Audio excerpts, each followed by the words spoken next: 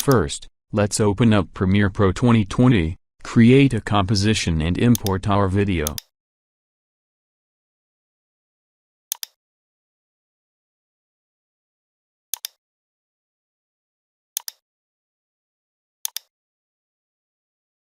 Drag your video to the timeline.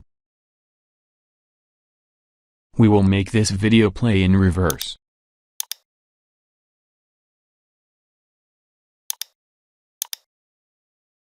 Right-click the video, and select Speed, Duration.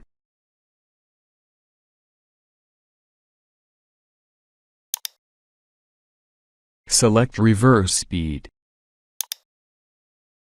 You may also change the speed of the video, which in turn will change its length. Let's watch the results.